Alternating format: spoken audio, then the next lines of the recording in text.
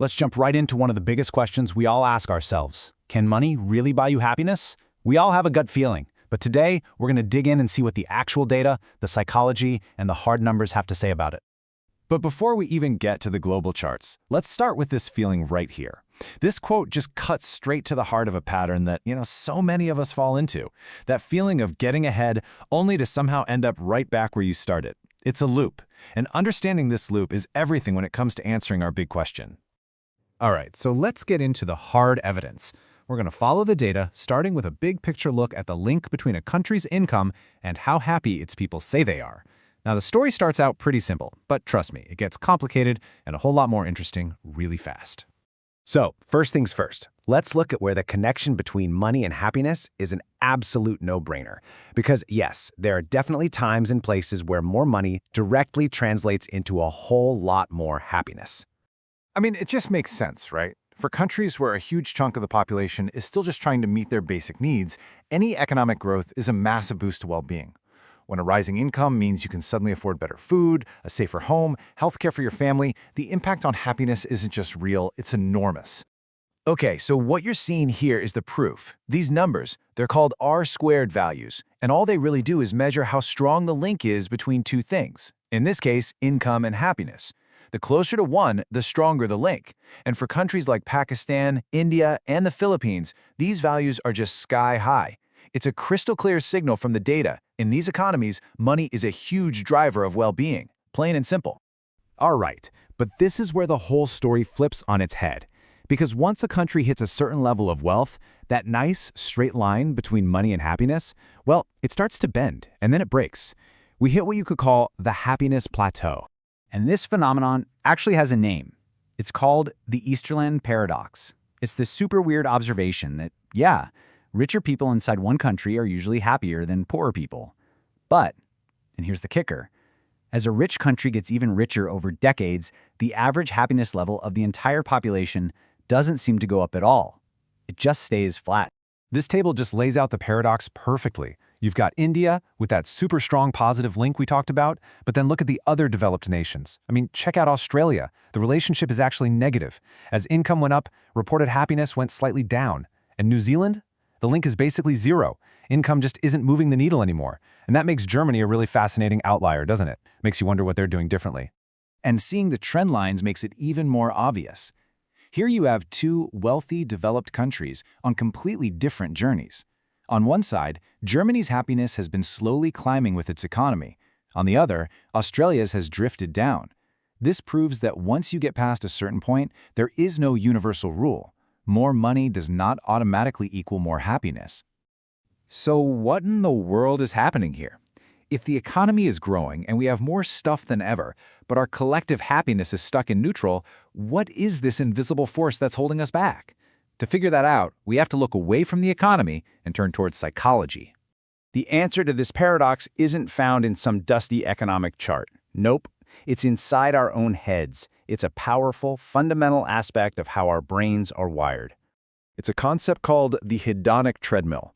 It sounds a little academic, but the idea is actually super simple. It means that most of us have a kind of a default level of happiness. Sure, big life events like winning the lottery or getting that dream job can give us a temporary boost, but we have this incredibly strong tendency to eventually drift right back to our baseline.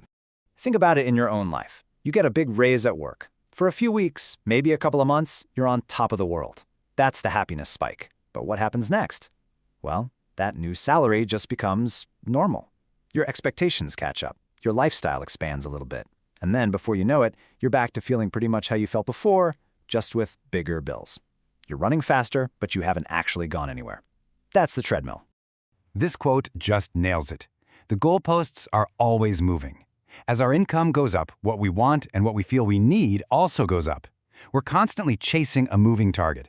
And that right there is the engine of the hedonic treadmill.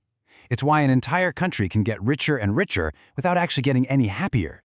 Okay, so if chasing more and more money just to feel happier is basically a trap, what's the alternative? What should the goal even be? This is where we make a really important pivot, from just understanding the problem to finding a much, much better way forward.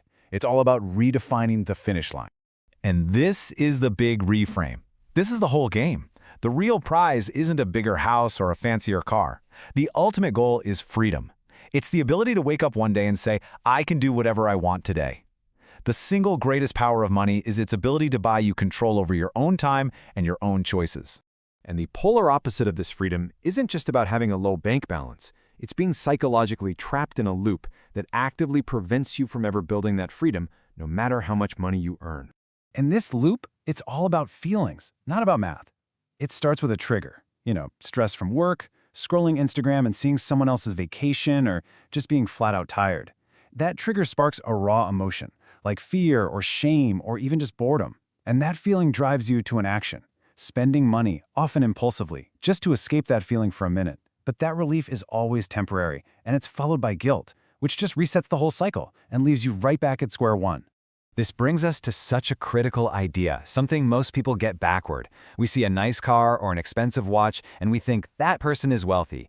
But real wealth isn't the money you spend, it's the money you don't spend. It's the investments and savings working for you behind the scenes. That's the stuff that actually buys you freedom. All right, so how do we actually do this? How do we break out of these destructive loops and start building that real wealth, that real freedom? We need a completely new playbook, one that's built on solid systems, not on wishy-washy things like motivation or willpower. So here are the core plays. Number 1, pay yourself first. Automate your savings. Have the money moved the second you get paid, before you can even think about it. Number 2, the 24-hour rule. For any non-essential purchase, just force yourself to wait one day. It is shocking how often the urge just disappears. 3, define your enough. You have to decide what's actually enough for you to live a happy life.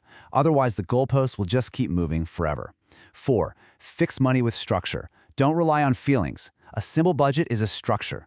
Hoping you'll feel like saving is a recipe for failure. Structure always wins. 5, track your expenses. It's simple. You can't improve what you don't measure. And finally, and this one is huge, change your sentence. The story you tell yourself matters more than you think. Stop saying, I always end up broke. Start telling yourself, I am a person who builds security and freedom. So, at the end of the day, it all comes back to this one simple idea. Money is just a tool. The point isn't to have the biggest pile of tools in the shed. The point is to use that tool to build a life that gives you freedom, security, and options. And that leaves us with one last question for you to think about. When you spend money, are you building a life with more freedom, or are you just trying to escape the life you have right now? The answer to that question? Well, it changes everything. Thanks for tuning in.